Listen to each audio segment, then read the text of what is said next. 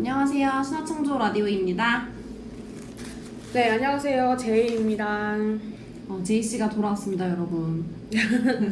지난주에 저희가 시간이 안 맞아가지고 같이 못했는데 이번 주는 정말 급박하게 또 시간을 맞추어가지고 같이 하게 됐습니다. 지난주에는 이제 7집이 들어가기 전에 있었던 일들에 대해서 좀 이야기를 나눠봤는데요. 이번 주에는 7집 활동에 대해서 좀 더 본격적으로 이야기를 해보려고 합니다.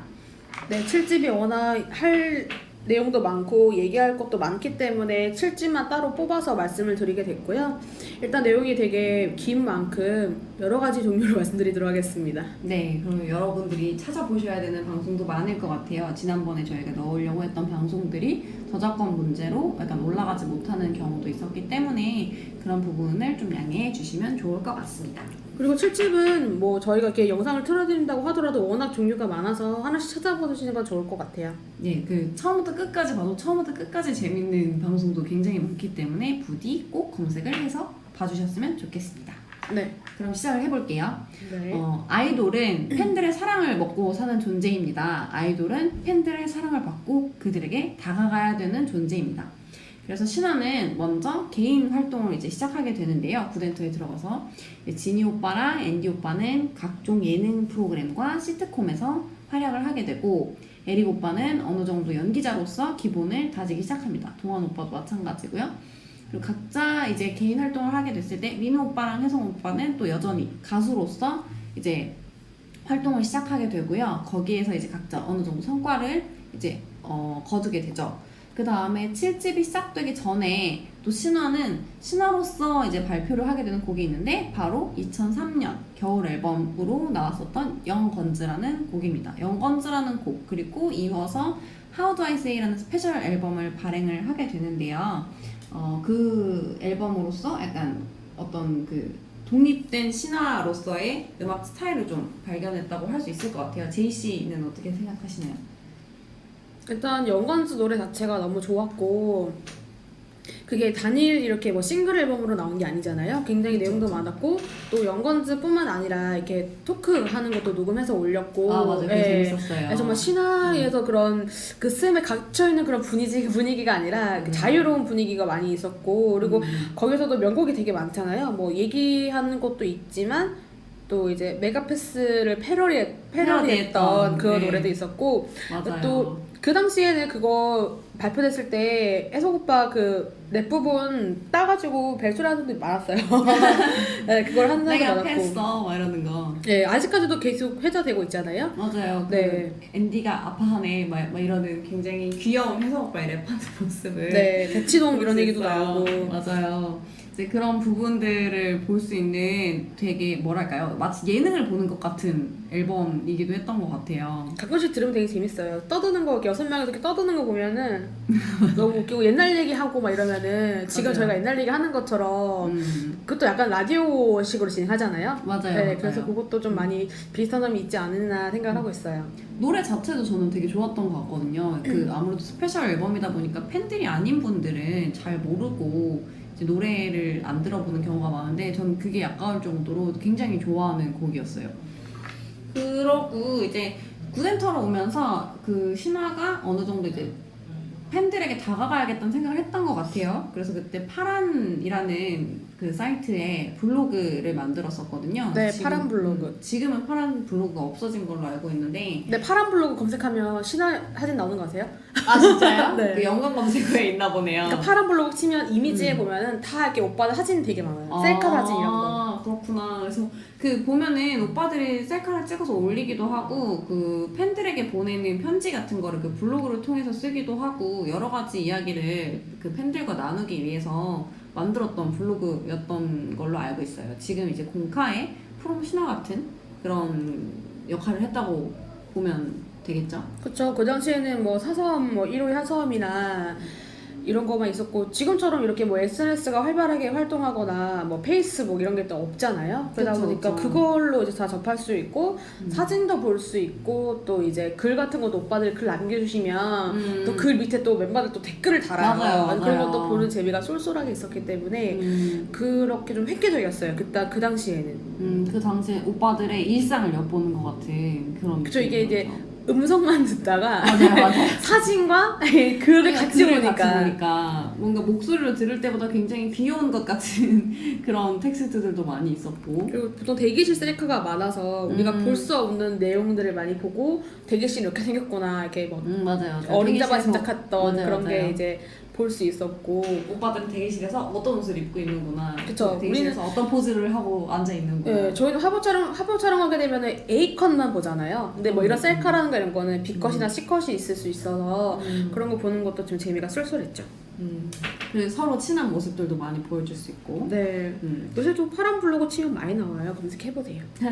근데 이제 아무래도 신화로서 이제 건재함을 대중들에게 알려주기 위해서는 무엇보다 정규 앨범을 내서 그거를 성공시키는 게 제일 지상 과제였을 것 같아요. 그래서 네. 대망의 7집 컴백 이야기를 해볼 때가 된 것 같습니다.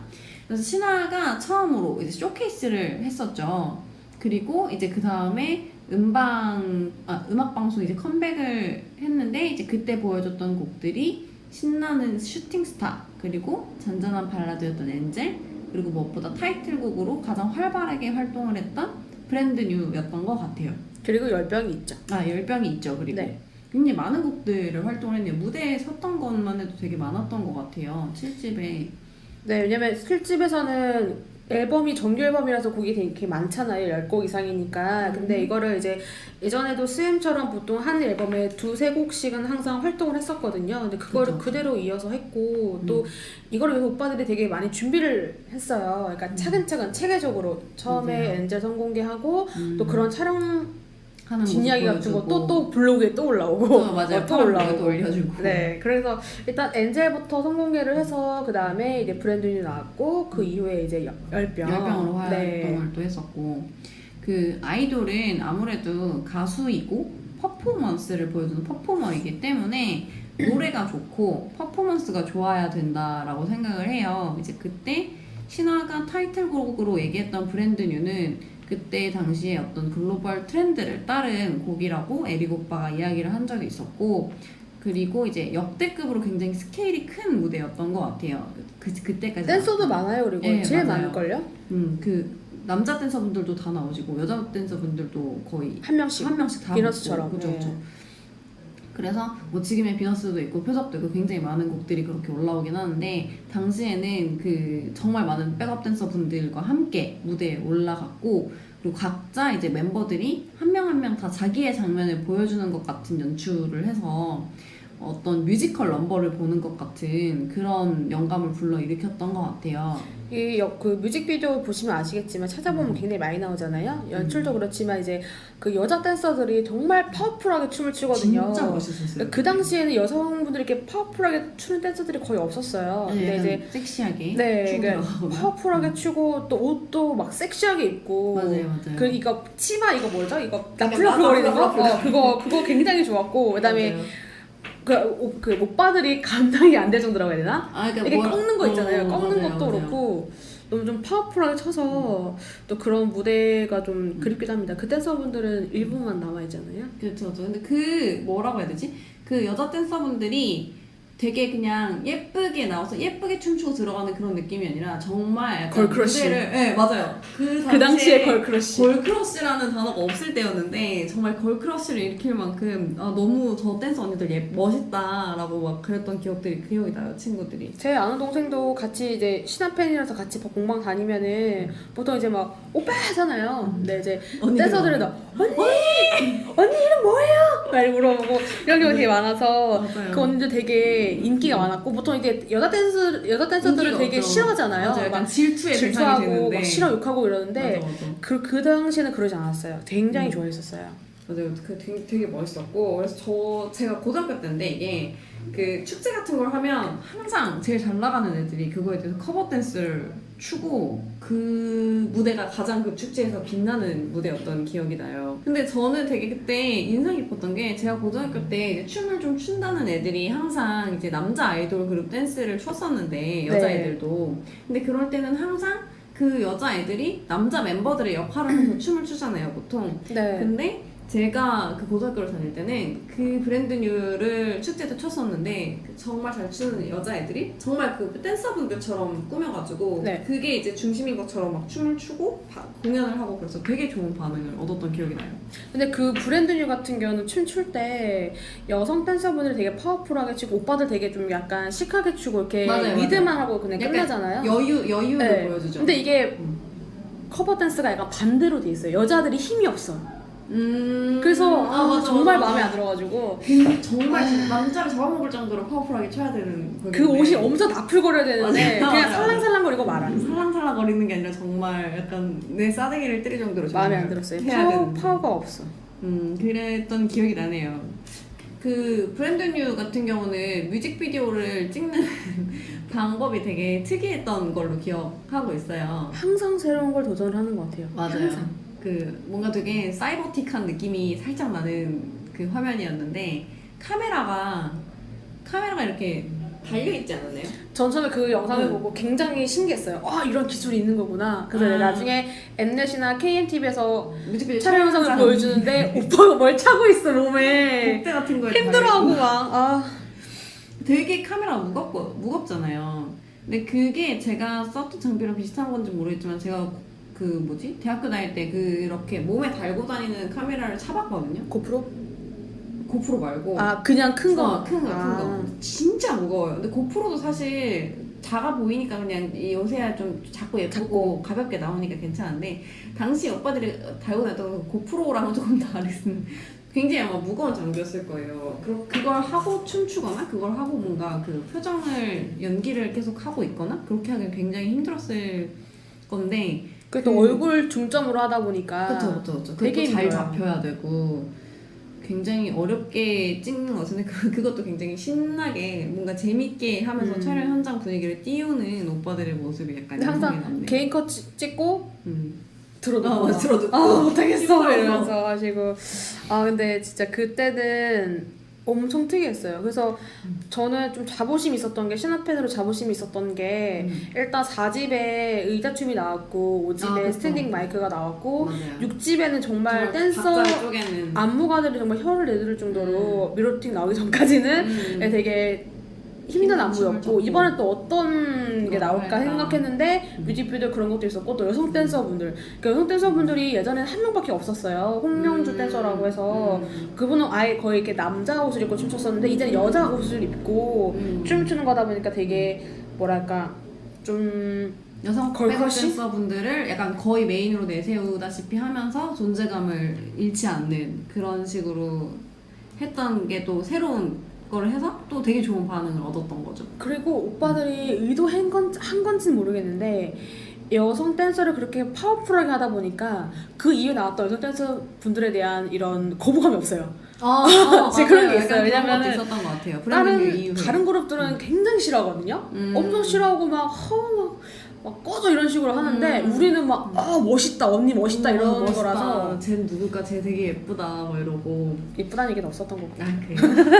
제가 멋있었어요. 예전에 예쁘다고 생각했던 댄서분이 있어가지고 그랬던 것 같네요. 네. 그 다음에 또 이제 엔젤 이야기를 또 해볼 텐데요. 이게 저는 엔젤 처음 들었을 때 되게 되게 설레고 두근두근하는 그런 발라드 곡이다라고 생각을 했었어요. 네. 근데 뭐랄까 뮤직비디오가 제가 생각했던 분위기가 아니었거든요. 근데 저는 뮤직비디오를 처음 봤는데 내용이 동떨어지잖아요. 그쵸? 약간 내가 생각했던 곡의 분위기랑은 조금 다른 분위기의 뮤직비디오였던 것 같아요. 그 뮤직비디오 해석도 좀 몰라서 계속 찾아보고 물어보고 했었어요. 맞아요. 보고 나서도 무슨 내용이지? 마지막 엔딩은 무엇을 뜻하는 건지 의미하는 게 뭘까? 그 여자는 없는 건지 그게 이제 한 여인을 사랑하는 두 남자가 나오잖아요. 네. 신화 멤버 중에 에릭 오빠랑 네. 혜성 오빠가 그 역할을 소화하게 되는데 근데 당시에는 제가 에릭 오빠는 연기가 많이 늘었다 이렇게 생각을 하고 혜성 오빠는 연기를 해본 적이 없지만 역시 아이돌이구나 멋있다 이렇게 생각을 했었어요. 어린 마음에. 그때는 이미 콩깍지가 셔서 이게 연기가 그쵸? 잘하는 건지도 몰라요. 그쵸? 그래서 연기가 잘하는지 어쩐지 알게 뭐예요. 내 오빠들이 저렇게 멋있게 나오는데 네. 그렇게 생각을 했었던 게 나는데 근데 그 뮤직비디오 촬영하고 나서 멤버들이 그렇게 놀렸대고 네. 그렇게 혜성 오빠를 놀렸다고 해가지고 근데 거기서 혜성 오빠가 찍다가 다치잖아요. 네. 그 옥상에서 그 마지막 격투 씬. 씬을 찍다가 네. 발차기를 하시다가 이렇게 무릎을 다치셔가지고 저는 이제 그 어린 나이는 아 오빠 저렇게 다치면서까지 부상 투혼을 하면서까지 정말 멋있게 찍었구나 이렇게 생각했는데 나중에 신화 방송에서 앤디 오빠가 총을 들고 공중공중 뛰어다니면서 그러니까요. 혜성 오빠를 놀리는데 너무 귀여워가지고 그 다음부터는 혜성 오빠가 아예 그냥 스스로를 디스하면서 그렇게 춤을 추시는 걸 보고 춤을 추신단다 그렇게 연기하시는 거 보고 되게 귀여웠던 기억이 나네요. 네, 그 당시에는 어쨌든 혜성 오빠가 연기를 뭐 잘하고 못하던 간에 일단 영상으로 혜성 오빠가 나온다. 맞아, 이게 맞아. 중요해서 영상에서 혜성 오빠 그거는 연기를 그렇게 한다. 팬덤사, 그러니까 저희 피사창조 사이에서는 그렇게 이게 뭐 못한다는 식으로 얘기를 내용이 하는 건 거의 없었던 없었어요. 것 같아요. 네, 그냥 오빠가 음. 얼굴이 나온다, 오빠 얼굴 맞아. 나온다 그것만 중점을 뒀기 그것도 때문에 많이 나와. 네, 많이 나와. 맞아. 네, 노래하는 내내 나와. 맞아 노래가 하는 내내 에릭 오빠랑 혜성 오빠가 나와. 계속 얼마나 나오죠. 좋아요. 얼마나 그렇죠. 아름다워요. 그랬던 기억이 나네요. 정말 활동을 정말 열심히 했어요 이때는. 맞아요. 그러니까 이게 엔젤에서는 에릭 오빠랑 혜성 오빠가 나왔고 브랜든 뉴에서는 다 같이 나왔잖아요. 그러면서 이제 열병에서는 또 이제 동환 동원 오빠랑 진 오빠가 진이 나왔는데 오빠가. 그래서 저는 민순이다 보니까 그럼 앤디 오빠랑 민 오빠는 맞아요. 했었거든요. 예. 그러면은 다음에 노래는 또 나오는 건가 생각했어요. 왜냐면 에릭 우리가 오빠랑 민 오빠가 나와야지. 또 브랜든 뉴에서 두 명만 나올 수 없으니까. 그러니까 전체 타이틀인데 그거는 그랬던 기억이 나네요. 저도 사실 앤디 오빠를 굉장히 좋아하기 때문에 저번에도 말씀을 드렸지만 앤디 오빠가 안 나와서 좀 아쉬운 마음은 있지만 열병이라는 곡에서 또 진이 오빠랑 동환 오빠도 굉장히 멋있게 나와요. 그 아이스하키라고 그때 저한테는 좀 생소한 스포츠를 하는 네. 그 선수들로 나왔었는데 그때 진이 오빠가 웃는 장면이 너무 상큼하게 웃어가지고 그 아직도 움짤로 다녀요. 그러니까 보면. 너무 약간 심장이 정말 쿵 떨어지는 기분을 느꼈던 기억이 납니다. 저는 그 여자 주인공 되게 싫어했거든요. 그분이 이게 똑같은 분 아니에요? 그게 그분이 열병이랑 똑같은 분이고 그쵸, 엔젤이랑 연관체도 열병이랑 잠깐 똑같은 나나 그랬는데 제가 그 아 맞아 나왔었어 네. 나왔었어. 그 분께서 되게 싫어했던 게 되게 가녀리고 막 아, 맞아요. 이런 이미지 나오잖아요. 아까 제가 설명드렸잖아요. 맞아요, 댄서들은 막 걸크러쉬 좋아하는데 여자 되게 싫어했어요. 저 여자 뭐야 했더니 막 알아봤더니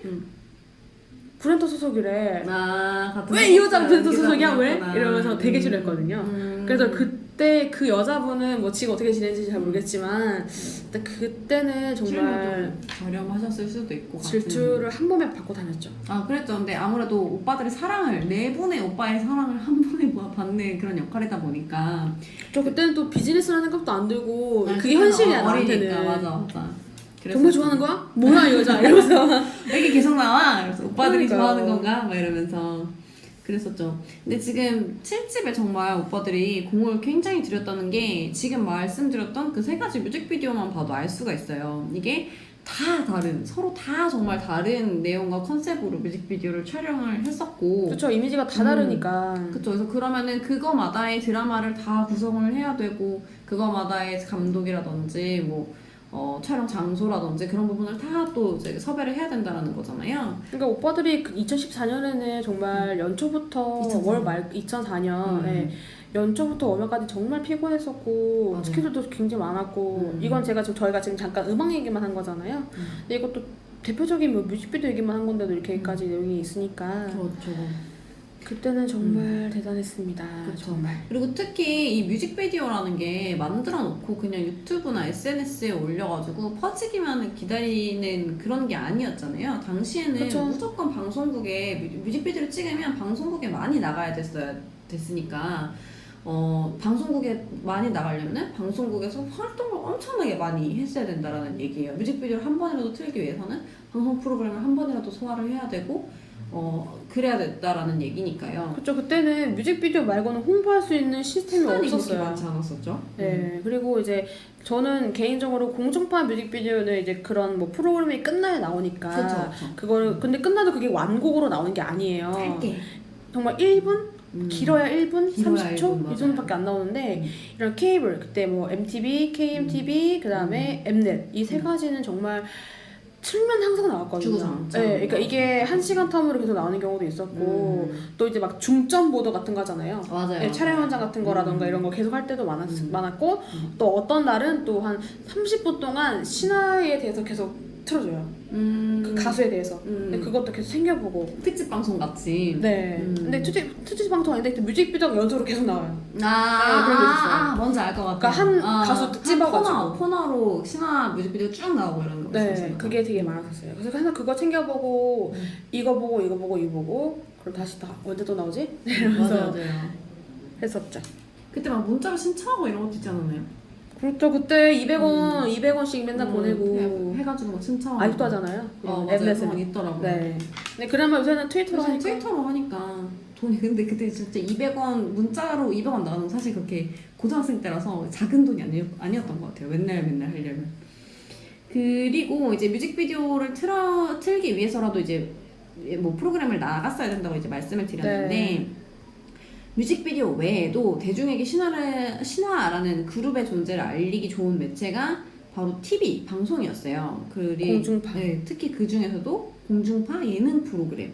그래서 그때 정말 신화가 몸이 부서져라 신인의 마음으로 돌아가서 엄청나게 많은 수의 예능을 소화를 했는데 그 많은 수의 예능이 다 정말 재밌었어요. 다 정말 레전드였고 오빠들이 정말 몸을 불사르면서 활동을 했던 기억이 납니다. 예를 들어서 SM에 있을 때는 회사에서 이제 정해졌던 여러 가지 컨셉이 있었잖아요. 예를 들면 뭐 에릭 오빠 같은 경우는 과묵한 리더라든지 뭐 카리스마 래퍼 뭐 이런 식의 컨셉들이 있었잖아요. 근데 그런 컨셉에 대한 부담감을 이제 멤버들이 떨쳐버리고 자기 자신들의 온전한 매력을 예능에서 되게 많이 보여줬다라고 생각을 해요. 그래가지고 굉장히 레전드 방송들이 많이 나왔었는데 특히 초반에 자기들에게 뭐라고 해야 되죠? 자기들에게 정해줬던 컨셉. SM 컨셉. 예, 그 SM 컨셉을 스스로 되게 희화화하면서 소개하는 장면이 되게 큰 화제가 됐던 것 같아요. 뭐였죠? 그 SF 만화 이미지의 네. 전진 오빠라든지 아니면 샤이가이 앤디라든지 네. 민호 오빠 뭐였죠? 쿨가이. 쿨가이 민호 카리스마 쿨가이 뭐 이런 거 있었고 네. 그런 부분에 대해서 되게 스스로 재밌어하면서 그걸 처음에 얘기할 때는 이제 20대 초반 혹은 10대였는데 20대 중반의 나이가 돼서 그거를 막 스스로 약간 부끄러워하면서 이야기하는데 그게 너무 귀엽고 재밌었던 기억이 나요. 해피투게더에서. 네, 해피투게더 그 당시 해피투게더도 지금도 잘 나가긴 하지만 그때는 그 SBS 평일이나 이렇게 그 간판 프로그램이었는데요. 맞아요.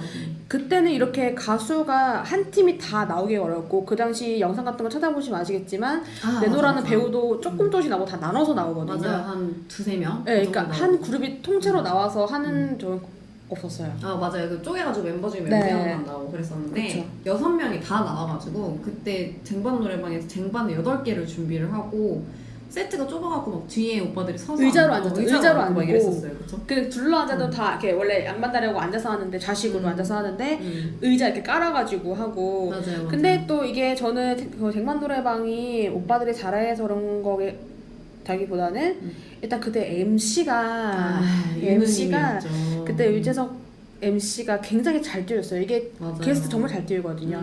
이거 오빠들이 적극적이기도 했었고 또 이제 약간 입담 같은 것도 맞아요. 있었고 또 이제 그걸 잘 띄워주는 또 MC가 있지 않았나. 맞아요.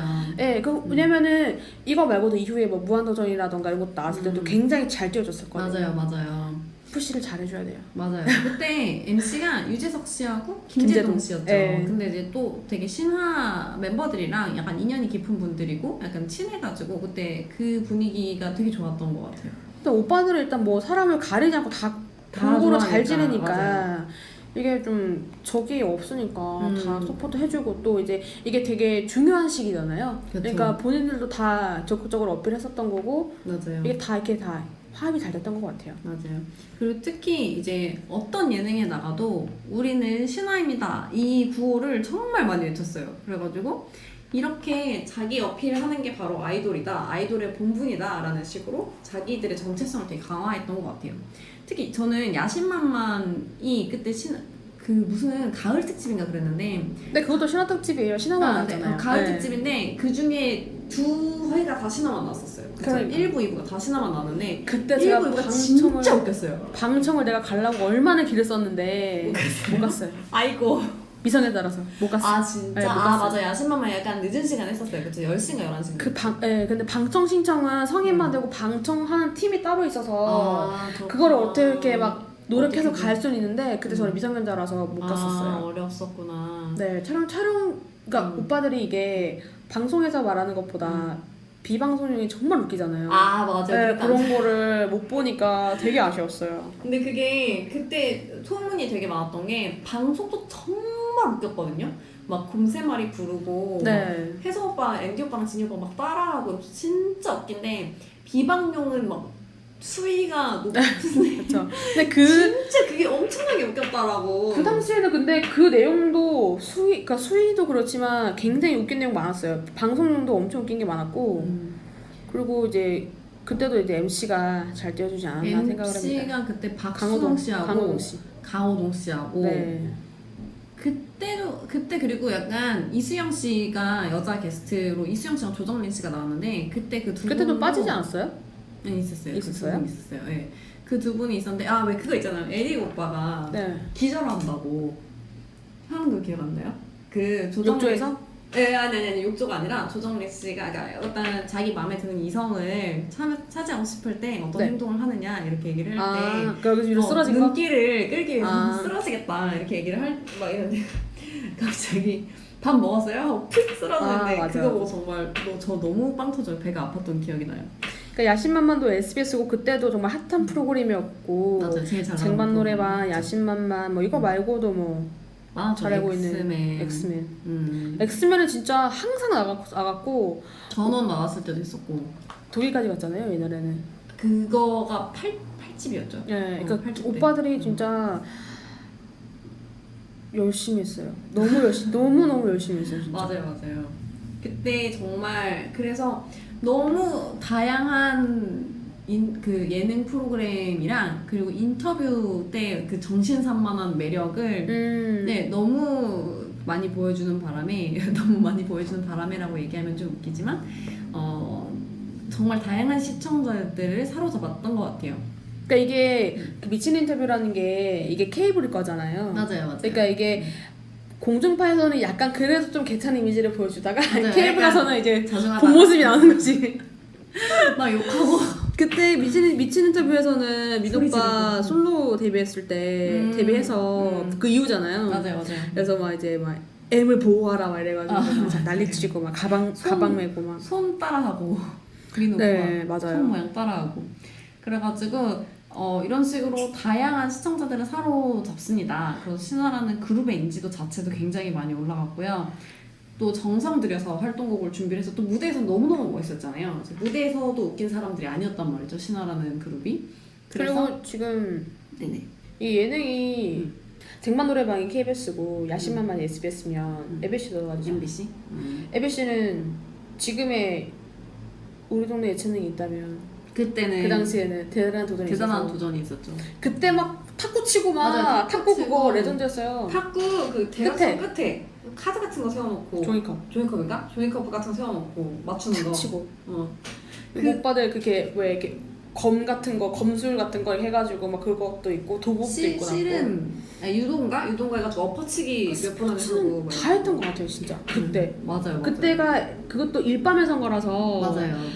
진짜 주말에는 진짜 계속 보고 맞아요. 계속 보고. 근데 그게 그리고 한 번에 끝나는 게 아니고 계속 나왔어요. 되게 여러 번 하는 프로그램이에요. 약간 고정 게스트 같은 느낌으로 고정 패널 같은 느낌으로 네. 그때 나왔었어요. 신화인 대단한 도전 맞아요. 있어요. 그렇게 해가지고 근데 너무너무 신기했던 거는 저는 어쩜 저렇게 모든 종목을 다 잘할까라는 생각을 했던 것 같거든요. 저는 또 이런 말 좀 짠해지는데 오빠 너무 많이 고생해가지고 아, 그거 할 너무 때마다 힘들게. 너무 이게 왜냐면 햇빛투게더나 야심만만은 토크하는 건데 맞아요. 한 번 하고 이거는 끝나는 거죠. 계속 안 그래도 우린 옛날부터 몸 많이 썼고 맞아요. 또 무대도 굉장히 발라드 부르는 그룹도 아닌데 댄서 격하게 하는데 여기 가서도 또 열심히 하려고 하는 거 보면 진짜 힘들었겠다. 저는 그때는 되게 오빠들 외전했어요 정말. 마음이 아팠거든요. 슬펐어요 진짜. 그랬을 것 같아요. 근데 저는 저는 좋아서 아 저는 근데 너무 그때 잘하니까 저는 괜히 걱정 많이 하는 게 있긴 한데 저는 그때 그랬어요. 또 오늘 하나 배우네요 제이 씨. 왜냐면은 다치지 않을까. 맞아요. 근데 오빠들 워낙 많이 다치고 하니까 몸 쓰는 거 하다가 다친 적도 되게 많았잖아요. 진이 오빠 예전에 드림팀 하다가도 다치고. 저는 그때부터 막 방송에서 이렇게 막 격렬한 운동하면 그게 싫어요. 격렬하거나 약간 하드코어한 거 하면은 자기네들이 이래서 무섭긴 방송을 하네요. 끝나지만 우리 오빠는 아니잖아요. 그쵸. 그 예전에 뭐였지? 이건 4집 때 했던 건데 신화 엑스파일인가 그거 할 때 스카이다이빙도 하고 그랬었잖아요 오빠들. 네. 근데 이제 스카이다이빙 같은 경우는 사실 그 무한도전에서 몰카 같은 거 해가지고 많은 분들이 아시겠지만 진짜 겁 많은 사람들은 못 하거든요. 그거 서약서 같은 거 쓰고 해야 돼요. 맞아요. 근데 아마 그러면 그때 신화 멤버들이 3명인가 뛰었는데 그 서약서를 다 썼다는 얘기예요. 그 20몇 살 그 어린 나이에 뭐 아이돌이라고 해서 뭐 그 쉽게 전에 할 것도 있지만 번지점프도 하고 그러지 않았어요? 번지점프는 굉장히 많이 했죠. 1집인가 2집 때 그때 해서 막 뒤로 굴러서 뛰고 공 앞으로 차고. 굴러서 뛰고 공 차고 막 매달려 있다가 뛰고 근데 그렇게 보면 멤버들 다 뛰었잖아요. 네, 온갖 방법을 네. 다 뛰었죠. 그래서 저는 그때 하나 발견한 게 외성 오빠가 고소공포증이 없는 것 같다고. 왜냐면 공 차고 막 열심히 하는 거 보면 그래서 진짜 오빠는 우리가 생각하는 이미지랑 보면 다른 사람이구나. 내가 그랬죠. 맞아요, 정말. 외모랑 정말 다르게 외모가 정말 굉장히 적극적이었고 곱상하게 약간 손에 물 한 방울 들지 않을 것처럼 생겼는데 네 엄청나게 파워풀했죠. 그쵸. 그리고 의외로 진이 오빠가 아마 물을 무서워했나? 그래가지고 다이빙 같은 거 할 때 잘 못했던 기억이 나요. 네, 진이 오빠가 옛날- 정말 만능 스포츠맨인데 맞아요. 그래서 드림팀에서도 물날 때 되게 맞아 약간 조마조마 멈칫해가지고 그래요. 나 그거 너무 싫어 드림팀. 근데 아까 싫다 했잖아요. 약간 못 쓰는 거. 근데 너무 싫어요. 맞아. 그때 머리 그 사건 터지고 나서 맞아. 3일 그때- 되는 날에 왕정환전 나갔어요. 그때 진짜 약간 그 뭐라고 해야 되지? 진이 오빠 다치고 나서 너무 다들 울컥했다고 해야 되나? 멤버들도 울컥하고 팬들도 울컥하고 근데 그 와중에 진이 오빠는 의식 찾고 나서 이틀 반 만에 왕중한정 3일째 나가가지고 되는 날. 3일째인가? 나가가지고 2등하고 그때 그 지오빠 혈액형이 되게 특이하잖아요. B형이 RH 네네. 마이너스. 그래서 그때 수혈을 해야 되는데 수혈할 사람이 없어서 아빠가 갔어. 아빠가 되게 수혈하고 그때 그치. 기사 사진 신문 사진 있는데 그걸 보면 그 사진 찍혀 있고. 그때 동환 오빠가 찍지 말라고 막 밀치고 그러는 거 봤는데 그거 보면서 되게 마음이 아팠던 기억이 나네요. 무슨 얘기하다 여기까지였죠?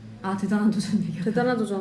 오빠들 정말 7집 때 고생을 많이 했다. 런닝맨도 정말 싫었어요. 런닝맨 때? 몸쓰는 맞아, 하지 마요, 그거 오빠는. 뭐야 그 인간 사다리 만들 때? 오빠들 못 쓰지 그거 마세요. 보면서 좀 안타까웠어요. 앤디 오빠 허리도 안 좋은데 다른 오빠들도 다 안 좋고 다안 진이 좋아요. 오빠도 안 좋고 민호 오빠도 좋은 안 사람이 좋고 없어. 네, 동환 오빠도 안 좋고 진짜 좋은 사람이 아무도 없는데 오빠들 못 맡겨야 돼요 정말. 맞아요. 무대만 우리 오래오래 봐야 해주셨으면 되는데 좋겠고. 다치면 안 돼. 몸 관리 잘 해주셨으면 좋겠고 동환 오빠 하는 그 재활 같은 그거 다들 하셨으면 네. 좋겠고 오빠들 듣고 있죠? 듣고 있죠? 듣고 있으면 꼭 오빠들 몸 챙겨주세요. 몸이 제일 중요해요 정말. 맞아요. 갑자기 이야기가 딴 데로 샜는데 오빠들의 사랑하는 저희 마음을 알 수 있었고요. 이제 그럼 이제 네. 7집 때 아까 말씀드렸던 대단한 도전까지 이런 많은 예능 활동과 음악 활동이 아마 지금 신화가 가지고 있는 이미지를 생성했다고 볼 수 있을 것 같아요. 그리고 그런 예능이나 음방송 이렇게 정말 다방면으로 활동을 해서 맞아요. 이때 입덕하신 분들이 정말 많고 이때 맞아요. 입덕하신 분들은 정말 신화가 거의 신적인 존재를 보는 사람이 많았어요. 맞아요. 제 주변에도 그런 분들 되게 많고 노래도 잘했고 또 연기도 예능도 잘했으니까 그러니까 정말 그때는 TV만 틀면 나왔어요. 맞아요. 그랬죠. 그리고 그 인지도가 굉장히 긍정적이고 좋았어요. 오빠들이 약간 407라는 그런 그런 인식도 생기게 됐지만 그게 결코 부정적인 게 아니고 정말 자유분방하고 네. 잘 놀고 멋진 그런 남자들로 대세 연예인으로 만들어준 거죠. 그래서 위에서 언급했었던 어떤 의리 있고 굉장히 서로 친한 개구쟁이처럼 노는 그 20대 중반 청년들의 이미지가 세계에서 가장 브랜드 인지도가 강하다는 코카콜라라는 음료의 젊고 유쾌한 이미지에 굉장히 잘 어울렸다고 합니다. 그래서 코카콜라 측에서는 신화에게 굉장히 파격적인 제안을 했었는데요. 바로 그 뉴스 하기 전에 황금 시간대에 광고를 진행을 하게 된 거예요. 맞아요. 그것도 그때는 뉴스가 시청률 1위였기 때문에. 그렇죠. 네. 요새도 뉴스가 시청률이 2위인 아니에요. 것 같아요. 아니에요. 요새 세상 돌아가는 꼴을 보면 뉴스가 너무 제 블록버스터 같은데 어쨌든 그건 약간 치고 네. 근데 이제 이 광고는 보통 TV 광고가 15초에서 30초를 넘어가지 않는데 신화는 무려 1분이라는 엄청난 분량의 광고를 소화하게 됩니다. 뉴스 근데, 직전에. 네, 그게 어떤 거냐면 이제 고깃집에서 신화가 마치 맥주를 나눠 마시듯이 코카콜라를 나눠 마시는 그런 내용인데요. 고깃집에서 코카콜라를 먹다가 흥이 나서 막 자기들끼리 춤을 추고 놀다가 주변의 분위기를 느끼고 자제해야겠다라고 느끼는 순간 주변에서도 막 신이 나가지고 같이 코카콜라를 마시는 그런 내용이잖아요.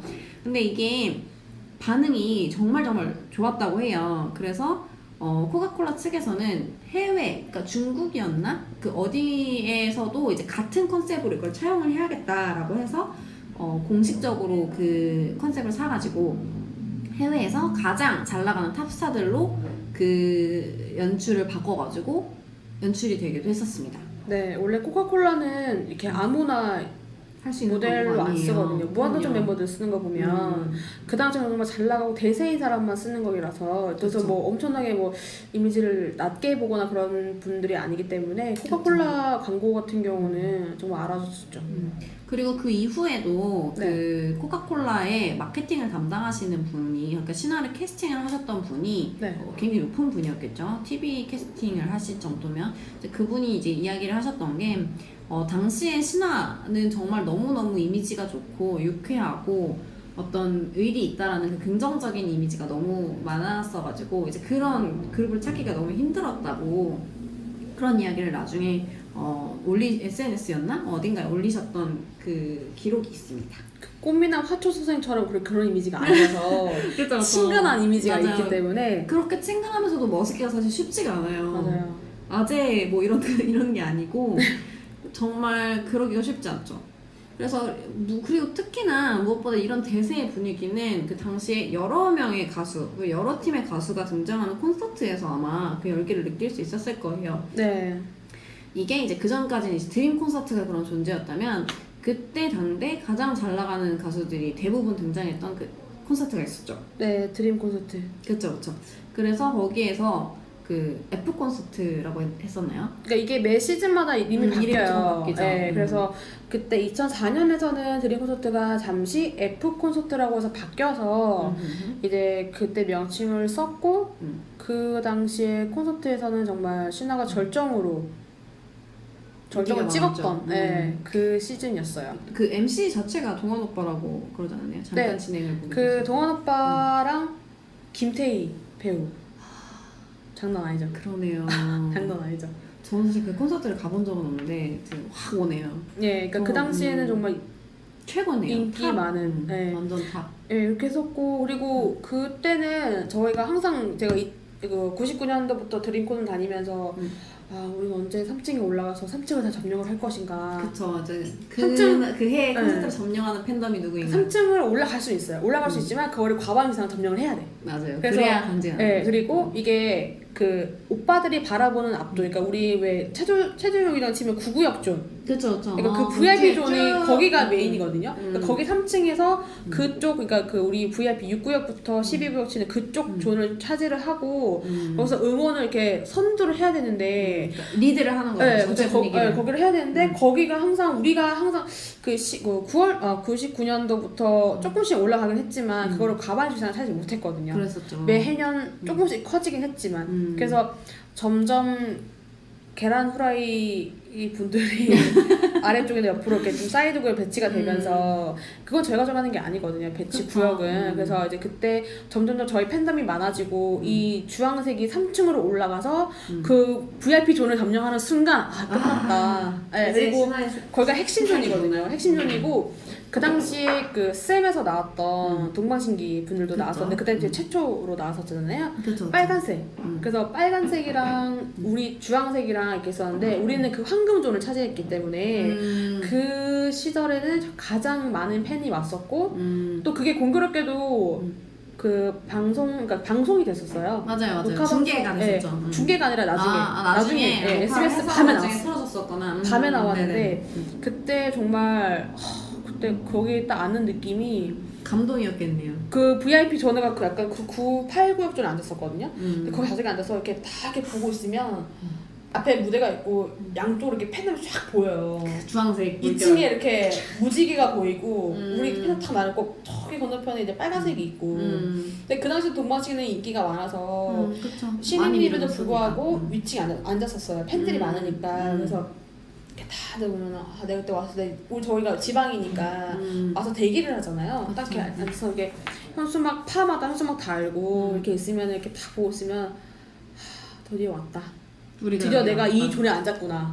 내가 그때 하얀색 언니들이랑 같이 앉을 수 있었던 그 존에 내가 와서 앉았구나. 내가 이제 나의 풍선을 들고 우리가 메인이고 봉입니다. 우리가 네. 우리 봉을 들고 그때는 되게 팬클럽. 풍선하고 봉이 되게 민감했어요. 왜냐면은 봉이 팬클럽 있어요. 가입한 팬클럽. 사람들은 봉이고 아니면 풍선인 거니까. 그래서 예민합니다. 제이 씨는 봉을. 저는 봉을 들고. 들었는데 그때 딱 봉을 들고 우비 딱 입고 딱 앉는 순간 진짜 좋다 했고 당연히 그 당시에는 오빠들이 이제 엔딩을 했죠. 옛날에는 그쵸. 뭐 1부 엔딩이나 뭐 2부 초반 하고 갔거든요. 그렇죠. 근데 이제 그때는 엔딩 확 하고 오빠들 때 그 영상 찾아보시면 안 돼. 차 타고 확 이렇게 들어와요.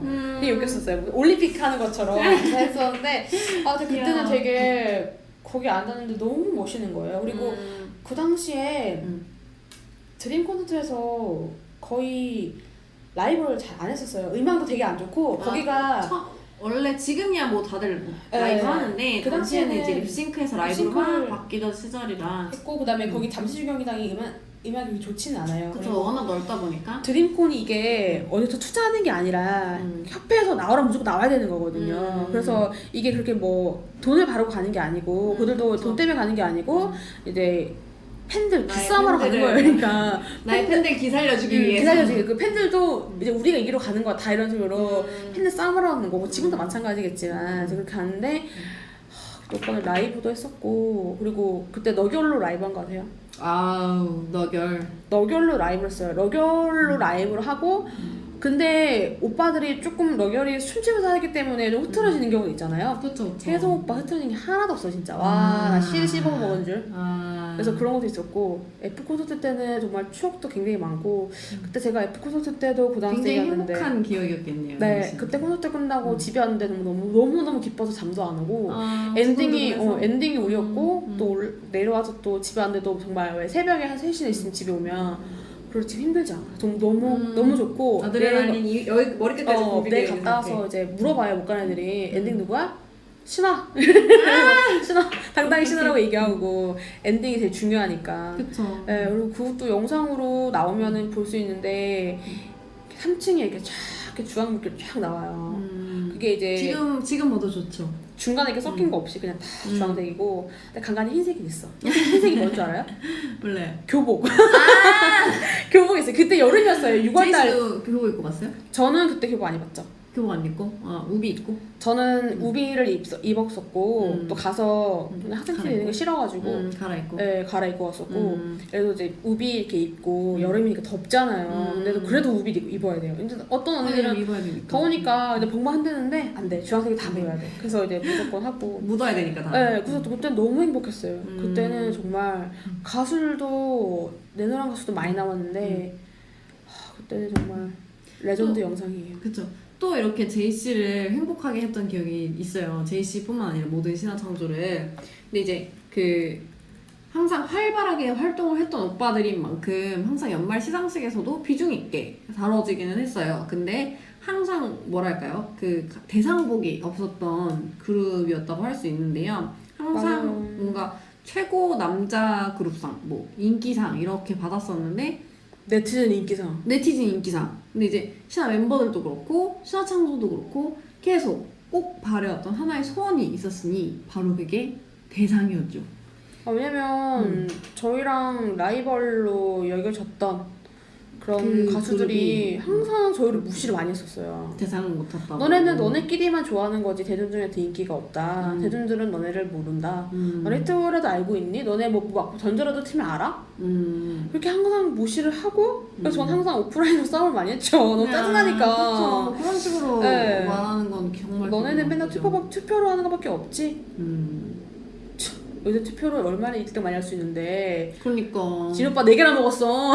진짜 너무 짜증나가지고 내가 그런 것도 있었고 나 너무 한이 맺혔죠. 근데 맞아요. 이제 상을 못한 거에 대해 대상을 못한 거에 대해서 그쵸 전략을 되게 잘 짠 것 같아요. 여름에 나와서 계속 활동하고 계속 활동하고 그래서 처음으로 이제 상을 탔던 게 그 서가대라고 서가대, 불리는 네. 서울가요대상이었어요. 근데 이제 네. 거기에서 대상은 한 다음에 신화입니다 그랬는데 너무 함성이 커갖고 신화입니다 이렇게 되니까 오빠들이 처음에 몰랐었잖아요 그거를. 그래가지고 이제 두리번 거리다가 나중에 자기들이 드디어 대상을 탔다는 사실을 알고 서로 6명이 끌어안고 엄청나게 눈물을 흘렸던 기억이 나요. 그때 계셨어요. 저는 현장이 있었는데 음.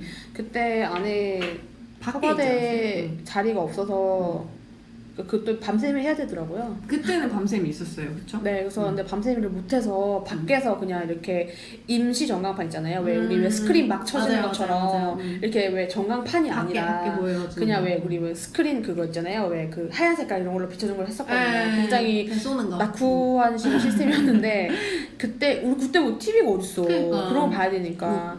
뭐가 있을 거야. 그래서 그런 걸로 있을 거야? 보고 막 밖에서 또 싸웠어요. 밖에서 다른 팬들하고 너네 아니라고. 누군지는 말하지 않겠지만 쌤입니다. 어쨌든 그래서 그쪽 친구들하고 계속 어린 친구들이거든요. 그쵸. 저희도 미성년자니까 어리죠. 그래서 이제 막 이렇게 막 신랑이 하고 있었는데 우리 끝까지 뭐 투표하고 막 뭐 문자 투표하고 계속 얘기하고 했었는데 일단은 서울가요대상에서 이제 대상을 타니까 그때 저희 밖에서 애들 막 격렬하면서 막 울고 네, 막 애들이 막 소리 지르는 게 아니라 이렇게 삭히는 거 있잖아요. 막 이런 거. 네, 이렇게 삭히고 엉엉 울고 막 소리 지르고 좋아하는 사람들이 거의 없었고 한이 맺혀가지고 거기에 대한 한풀이를 막 우는 사람들이 되게 많았었거든요. 드디어 네. 이러면서. 그리고 이제 다른 팬덤들은 우비 벗고 가고 우리는 우비 입고 계속 울고 있고 나중에 이제 그 끝나고 나서 나왔었잖아요. 나오잖아요. 나오면은 우리가 밖에서 이렇게 울고 있으면 나오는 팬들이 다 안아줘. 누군지도 모르는데 다 안아줘.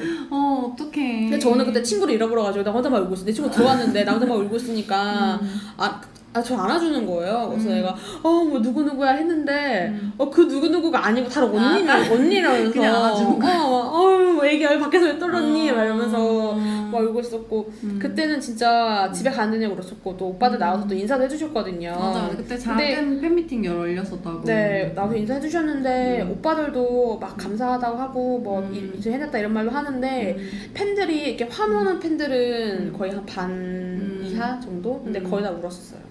그때는 너무 한이 됐었고 근데 이걸 또 다른 팬들한테 어필했어요. 봐! 대상 탔어. 그럼요. 근데 답변이 어필해야지. 공중파 아니잖아? 이러는 거예요. 진짜 진짜 뒷박이라가지고 그래 죽어보자 그게 이래가지고 짜증나. 또 막 이렇게 막 우리끼리 막 하력 다지고 우린 이미 신났는데 공중파가 아니라는 걸로 되게 근데 무시했었어요. 서울가요에서 되게 큰 거였는데 그때 그쵸? 근데 그때는 이제 서가대가 이게 그 스포츠 신문사에서 신문사에서 그래서 한 거라서 좀 약간 이게 약간 야매다라는 느낌이 그러니까 이게 뭐 있었나? 공신력이 없다 그런 이렇게 얘기를 하면서 한 사람도 있었다는 거죠. 그래서 공중파 하는 건데 그래 잘 두고 보자 우리 두고 또 보자. 올 거다 그래서 이제 또 공중파를 이제 스브스를 갔죠. SBS를. 네. 근데 이때도 못 들어갔어요. 입장 시간에 못 맞췄어. 제이 씨가. 네. 그래서 또 밖에 있었어요. 아이고. 밖에서 또 투표하고 또 막 엄마한테 전화해가지고 엄마 투표 좀 해. 맞아. 그때 막 다 가족 거 빌려가지고 다 네. 하고. 그래서 이게 그래프가 자꾸 나와요 자꾸. 맞아. 누구 몇 번 이렇게. 되게 막 마음 떨리잖아요. 계속 밑에 막 투표 수도 나오고 퍼센테이지 나오고. 계속 이렇게 볼 때마다 상을 안 타. 상을 안 타야 돼. 맞아. 상을 안 상을 탈 수 타면 있어. 그다음에 대상 안 주잖아요. 10대 가수상 탈 수 있어. 왜냐면 그거는 겹칠 수 있어요. 본사랑 겹칠 수가 있으니까. 근데 다른 상을 타면 안 돼. 그래서 남자 그룹상이 그때 다른 그룹이 나오자마자 와 우리 대상이다. 우리 이번엔 정말 남자 그룹상이 안 나오면 우리가 대상이기 때문에 그렇게 해서 이제 스브스에서 대상 탔죠. 근데 그때는 환호했었어요. 울지 않았어요. 그때. 저번에 그때는 울었으니까. 진짜 막 너무 막 기쁘게. 엉엉 울었는데 이번 스브스 때는 안 울고 맞아요. 근데 오빠들도 그랬어요. 오빠들도 스브스 때는 안 울었어요, 그죠? 네 스브스 때는 울지 않았고 그때도 저희도 울지도 않았고 되게 그냥 되게 하나도 안 하고 당연한 거니까 이렇게 탔어? 생각하고 탔어 당연한 거 아니야? 이렇게? 우비 절대 안 벗고 자존심. 우비 절대 벌지 않아. 우리의 자존심. 우비 절대 벗지 않고 했었고 그래서 이제 그때 되게 얘기 많이 나왔었잖아요. 쌤 대표. 네. SM을 대표하시는 분께서 뭐였죠? SM을 나가서 잘 되는 가수를 본 적이 없다고 그쵸. 그러셨잖아요. 저희 회사를 나가서 잘 돼서 대성하는 그룹을 못 봤다. 못 봤다. 네, 라고 말씀하셨는데 그때 그날 이제 대상을 타가지고 네, 그래서 아저씨 감사하다고. 네, 그래서 정말 할 말 없죠. 자기도. 그럼요. 아니 진짜 이렇게 됐으니까. 얼마나 통쾌해요. 제가 그거야말로 인생의 사이다라고 할 수 있는 거예요. 그런 거. 저는 근데 그것도 우리는 마음에 담아주지 않았어요. 왜냐면 지금이야서 회장을 하지만 당시에는 그때는 뭐 일단 우린 대상이야. 아니 그때는 그렇게 중요한 게 아니라 일단 너네랑 우리는 끝이니까 더 이상 생각을 안 한 거지. 그러니까 그때 너무 어린 마음에 뭐 노래 같은 것도 쓸 수 있게끔 해줬던 것도 쌤인데 그거를 생각 안 하고 그냥 나한테가 땡이지 생각하고 저는 그냥 그 순수 마음에 상표권 그대로 쓰는 줄 알았거든요. 아 그때 맞아요. 그런 거 없었고 오빠들도 그걸 못 부른다고 말하지도 않았어요. 맞아요. 네, 그리고 신화로도 나왔었고 그래서 상표권을 제가 알기로 SM 나온 다음에 SM에서 상표권을 신청한 걸로 알고 있거든요. 그래서 그거는 그때 쌤 대표분께서 말씀하셔도 저희는 정말 귀담아 듣지도 않았어요. 네, 귀담아 듣지도 않았어요. 그리고 그러거나 말거나. 네, 근데 그 당시에도 쌤에서는 가수가 없었던 게 아니에요. 그럼요. 저희 다음으로 나왔던 가수도 이제 아까 빨간색 카시오페아 분들이 계셨고 그때 정말 슈퍼 루키라고 불릴 정도로 그 전까지 약간 스코어가 좋지 않았는데 동방신기로 확 반전을 하면서 SM이 살아나던 시기였거든요. 네. 그래가지고 SM에서는 정말 거의 모든 어떤 물적 공세를 다 동방신기라는 그룹에 쏟고 있었고 그리고 보아가 보아가 있었어요. 있었죠. 네, 보아. 정말 SM에서 모든 자원을 아끼지 않는 아시아의 별 보아 씨가 또 있었고 그리고 또 특히나 이제 신화가 그때 신화 창조를 위해서 그때 그 미니 팬미팅 하면 가셨겠어요, 그쵸? 제이씨. 그래서 뒤에서 봤어요. 근데 그때 그런 얘기 있었잖아요. 정말 이번에는 신화창조를 위해서 타고 싶었다라고 얘기하면서도 근데 못 탈 줄 알았는데라고 하니까 어떤 팬분이 오빠 부럽게 하지 마요 이러셨다고. 오빠 부럽하지 마요 이러셨다고. 그 루머가 그렇게 돌던데. 근데 저는 그 당시 아까 제가 설명드렸잖아요. 다 울고 그래서 울고 그래가지고 그런 분위기가 아니었어요. 그 팬분도 울면서 그렇게 얘기했다라는 루머가 있었어요. 근데 저희는 그렇게 제 주변에서 저 주변에 있었던 사람들은 그런 건 없었고 그랬구나. 네, 근데 저는 그런 말 했을 때 되게 마음 아팠어요. 왜 우리도 탈 수 있는데 왜 그렇게 안 된다 생각하는 건지 모르겠고 이렇게 노력을 많이 했고 왜냐면은 그때는 10월 달이니까 한 해를 둘러볼 수가 있잖아요. 그쵸. 예능 것도 정말 많았고 뭐 블로그 이런 것도 많았기 때문에 카라 블로그 오빠들이 그렇게 열심히 했는데 안 타면 이상한 거지. 그럼요. 그때 그리고 이제 이때 상황을 SBS에서는 아마 알고 있었는지 아침 방송을 그 전부터 준비를 하고 있었잖아요. 그때 스브스가 그때 서가대 중계하지 않았어요? 맞아요. SBS에서 서가대도 중계를 했었고 그 다음에 그 연말하고 나서 SBS에서 또 대상을 탔었고 그래가지고 SBS에서 이제 아침 방송에서 신화를 밀착 취재해가지고 아침 방송에 잘 안 나와요. 아침 방송에 나오는 일이 거의 없죠. 그래서 아침 방송 정말 어른들이 보는 프로그램? 약간 그런 식으로 생각을 하니까 저는 아직도 충격적인 게 오빠들이 이렇게 개인 소파에 앉았고 뒤에 이렇게 현수막 같은 게 있었어. 맞아. 되게 있었어. 근데 되게 그게 현실감 떨어지는 거지. 아침 방송인데. 아침 방송에서 저런 게 있고, 그러니까 그게 엠넷인 줄. 아니 의자도 되게 푹신한 이런 게 맞아요. 그리고 되게 재밌었어요. 저는 그 방송. 저는 근데 그때 아나운서나 MC가 되게 점잖고 맞아요. 이런 연예 뉴스를 담당한 사람들이 아니잖아요. 맞아요. 약간 방방 뛰는 이런 예능 그게 아니니까. 근데 오빠도 얘기할 때 다시 되게 다운돼. 맞아 약간 침착하게 영상만 되게 재밌고 막 애들 오빠 막 선글라스 끼고 마시면서 선글라스 이만 거 끼고 바지 이렇게 통 넓은 거 끼고 왜 미러 선글라스 같은 거 있잖아요. 미러 선글라스 같은 것처럼 비치는 거. 반사되는 거. 약간 파이럿이 낄 것 아, 같은 나 그런 그런 거 그때 되게 웃겼어.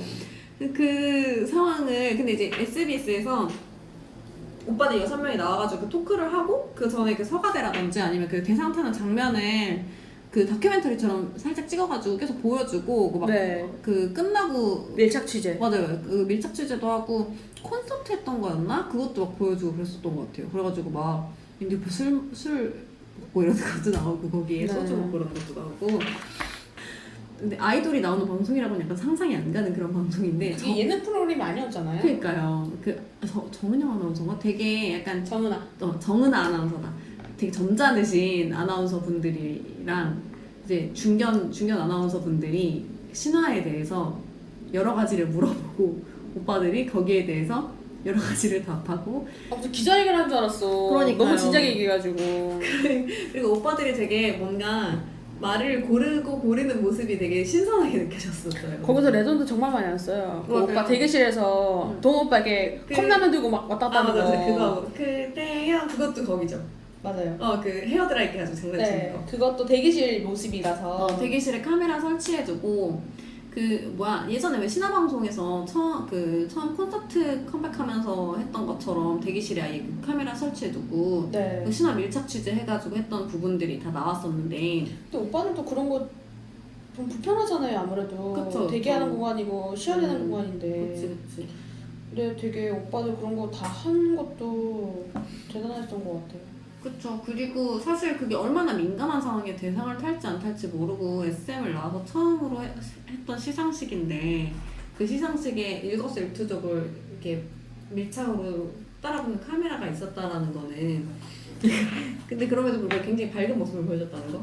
그리고 그때 왜 집중 탐구해가지고 맞아요. 멤버별 이렇게 성격 분석하는 게 있었어요. 그래서 뭐 같이 맞아, 있었어요. 본 시점에 그거. 왔는데 혜서 오빠 어떻게 해요? 민호 오빠 어떻게 해요? 동호 오빠 어떻게 이렇게 하는 게 나왔었거든요. 음. 혜서 오빠는 계속 먹기만 해. 그게 누구는 먹여주고. 아침방송이었나요? 네, 어, 있었어요. 기억이 나요. 왜냐면 그런 그때 방송이 있었어요. 제가 그거를 생각을 안 했던 게 음. 생각해보니까 거기 왼쪽 위에 그 로고가 있었어. 아침 방송 로고가 네. 좋은 아침인가 뭔가 하는 그 신화라는 그게 있었어요. 그 아. 하여튼 있는데 그거 찾아보면 아시는데 아. 조나 씨 그거 찾아보시면은 정말 그 당시에는 알 수 없던 지금은 다 어떤 맞아요. 성격인지 지금은 이제 아는데 알지. 그 당시에는 알 수 없던 성격들이 굉장히 많이 나왔었고 맞아요. 네, 그래서 오빠를 이렇게 그런 거 있잖아요. 왜 관음하는 느낌? 맞아, 우리가 항상 바라는 약간 그 방에 유리창에 가둬놓고 보는 느낌? 맞아. 그런 게 우리는 볼 수 없잖아요. 왜 촬영 현장 같은 경우는 촬영 현장을 음. 업무하는 것 때문에 보는 건데 같이 가서 뭐 밥을 먹고 어떻게 한다 뭐 행동 탐구 같은 거 안 하니까 그렇죠. 그런 건 모르니까. 그 되게 그거는 녹화를 계속 해가지고 음. 계속 봤어요. 맞아요.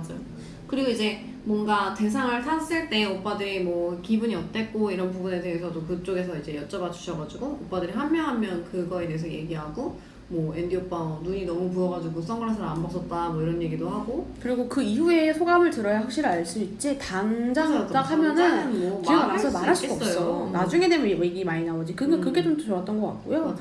그리고 차분하게 얘기를 할 수 있었고. 그쵸. 그리고 일단 스브스 대상을 타서 저는 이제 라이벌 팬덤들의 말을 못하게 아주 그냥 입을 막아놨죠 그냥. 이제 지상파다. 지상파에서 야. 우리도 탔다. 아침 방송 봤냐? 바로 이제 아침 방송 나와. 그 얘기 그렇게 안 아침 방송 봤어? 2005년 최고의 스타 봤어? 네. 2005년 최고의 스타라 그랬어. 그래서 맞아요. 내가 말한 게 아니라 그들이 말한 거야. 네가 말한 지상파에서. 그것도 이제 그렇게 그냥 예능 했었죠. 프로그램 같은 경우에서는 막 띄워주거나 약간 아이돌을 그쵸. 친한 척하면서 막 장난으로 넘기거나 이렇게 얘기를 많이 하는데 아침 방송에서 그랬는지 굉장히 진지하고 진솔하게 물어봤어요, 그렇죠? 그런 부분이 저는 되게 좋았던 것 같아요. 진지하게 얘기를 하고. 그래서 한간에는 뭐 스엠에서 뭐 공중파를 뭐 어떻게 막았나느니 뭐 이런 루머가 많이 돌았었어요. 맞아요. 근데 그게 사실 견제가 어느 정도 있기야 했겠죠. 근데 그런 것 치고 예능 너무 많이 나왔어. 근데 너무 많이 나왔어. 그리고 저희 쪽 루머에서는 이게 뭐 스엠이 스브스를 잡고 있던 설이 있었어요. 아 맞아요. 그런 얘기가 있죠. 근데 거기서 나왔던 방송 2개가 다 대상 탔으니 그쵸. 할 말 없지 뭐.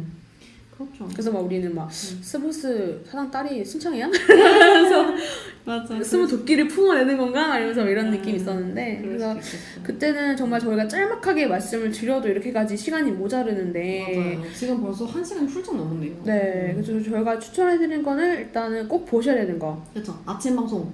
아침 방송 일단은 그거는 나중에 보시는 게 좋고 제일 마지막에 보는 게 좋을 것 같고요. 야, 먼저 봐야 먼저 봐야 되는 순서까지? 거는 네, 먼저 순서까지? 보셔야 될 것 같은 응. 거는 일단은 코카콜라 CF 먼저 보시고요. 코카콜라 CF 네. 보셔야 되고요. 그거를 시작하시면 좋을 것 같고 엑스맨은 너무 많아요. 이건 천천히 하셔도 될 것 엑스맨은 같아요. 맞아요. 천천히 찾아보시면서 보면 좋을 것 같고 너무 많고 그리고 예능 그 중에서는 당연하지 같은 것도 짤로 나오니까 예. 짧은 거부터 먼저 보시고 나중에 시간이 되실 때 좀 몰아서 보시면 좋을 그쵸. 것 같고 엑스맨은 가장 처음에 보는 게 좋을 것 같은 경우는 쟁반 노래방. 아 맞아요. 개개인이 다 잘 해피투게더. 나왔어요. 예. 해피투게더 쟁반 노래방을 보시면 일단 초반에 오빠들의 어떤 그 컨셉이랑 그쵸. 그리고 그 당시에 오빠들이 어떤 그 자유분방했던 소수 모습이랑 에피소드 되게 많아요. 에피소드랑 이런 걸 보면서 약간 신화라는 그룹 전체에 대해서 파악을 하기가 되게 좋은 방송일 것 왜냐면 같아요. 이때 얘기했던 토크가 최근 토크가 아니라 예전 얘기를 하는 맞아요, 거다 맞아요, 보니까 맞아요. 스브스의 스브스라 스엠 시절 스엠 얘기를 시절. 들을 수가 있고 맞아요. 그다음에 야심만만 야심만만 꼭 야심만만을 보셔야 보시는 게 되죠. 좋을 것 같고요. 그다음에 야심만은 이제 정말 우울할 때 보시면 좋아요. 네, 겁나 웃겨요. 정말. 네 야심만만은 진짜 짤로도 많이 나오기 때문에 맞아요. 보시기 좋을 근데 것 야심만만은 좀 길게 유튜브에 있어요. 유튜브에서 찾아보시면 아마 나올 거예요. 근데 그게 찾아보니까 저도 봤는데 괜찮았나? 한문 자막이 너무 많아. 아 맞아. 한문 자막 때문에 오빠 얼굴이 잘 안 보이고 오빠 몸이 아, 안 그럴 보이고 수 오빠 있겠다. 옷이 뭐 입었는지도 보이지도 않아.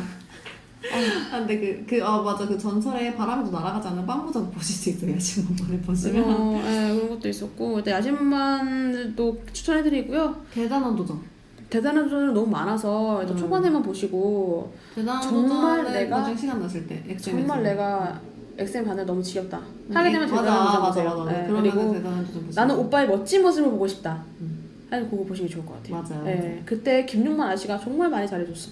아 맞아 그때 맞아 근데 그때 당시에 MC를 하셨던 분들이 다 신화를 되게 예뻐하셨어요.